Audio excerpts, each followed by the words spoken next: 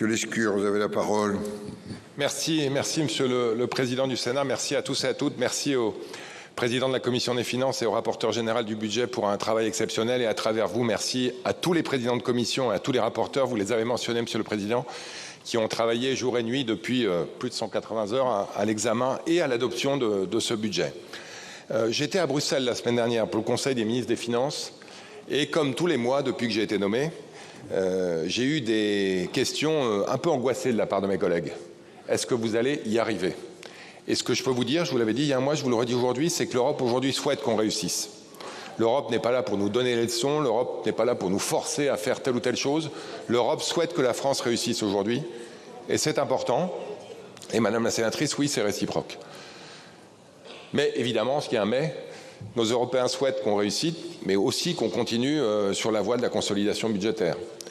Et vous le savez, la Commission européenne a donné un avis favorable, en fait très favorable, au projet de budget qui a été présenté par le gouvernement il y a maintenant un peu plus de 2 mois.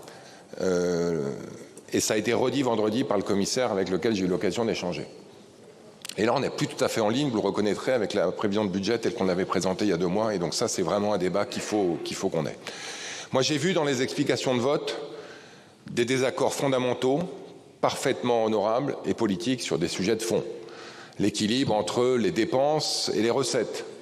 Au sein des dépenses, les équilibres entre ce qui doit venir de l'État, dans les efforts, ce qui doit venir des collectivités territoriales, ce qui doit venir des administrations de sécurité sociale.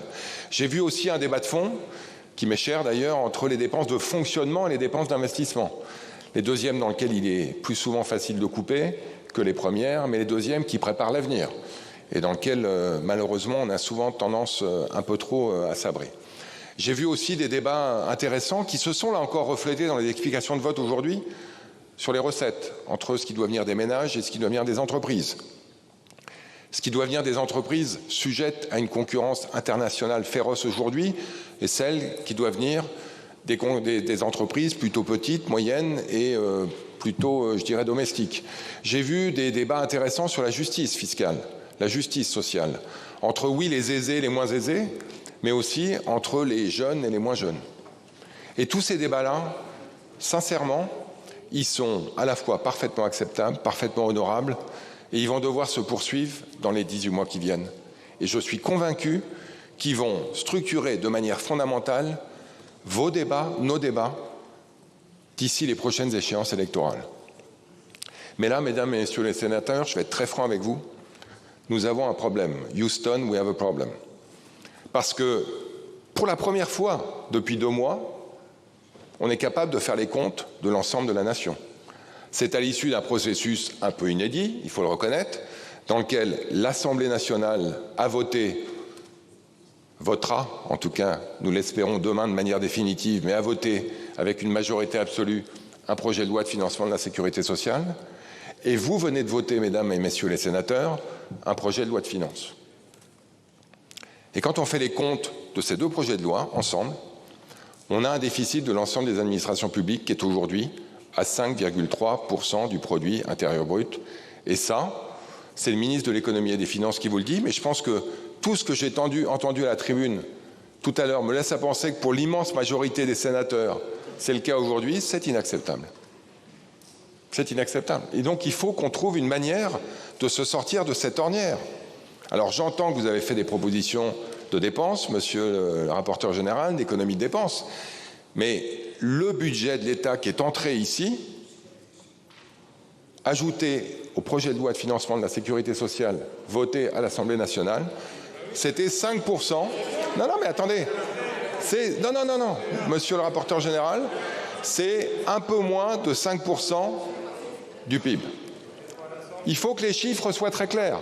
Donc évidemment que les compromis trouvés à l'Assemblée se sont traduits par une dégradation du déficit, mais les compromis que vous avez trouvés ici et que vous venez de voter, ils se sont traduits également par une dégradation. Et une dégradation importante, il faut le reconnaître. Donc personne ici n'a la vertu, si je peux me permettre, de la discipline budgétaire. Nous avons un problème. Et ce problème, il est solvable.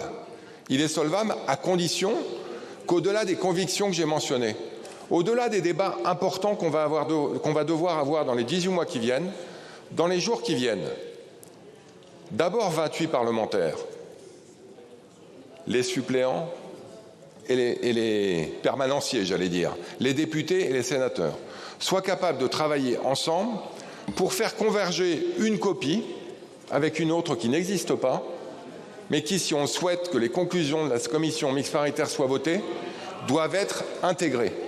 Et donc c'est vrai que c'est un exercice inédit, monsieur le rapporteur général.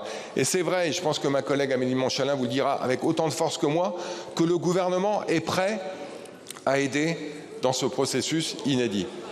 Mais que tout le monde va devoir y mettre du sien, tout le monde. Parce que si on en reste sur les convictions honorables que j'ai mentionnées, si on en reste sur les césures qui continuent et qui se poursuivront sans doute dans les 8 mois qui viennent, on n'y arrivera pas. On n'y arrivera pas. Nous sommes prêts à aider, mais s'il vous plaît, mesdames et messieurs les sénateurs, retenez 5,3% du PIB avec le budget que vous venez voter, ça ne passe pas. Et donc vous allez aussi devoir faire des concessions, y compris dans cette majorité, pour qu'on arrive à y arriver. Je suis persuadé qu'on peut le faire. Mais on va avoir besoin des efforts de tout le monde, y compris sur les recettes. Elles ne sont pas au rendez-vous. Et sans doute y compris sur les économies de dépenses. Merci, Monsieur le Président. Merci. La parole est à la ministre de l'Action et des Comptes publics. Voilà pour, vous l'avez entendu, cette intervention de Roland Lescure.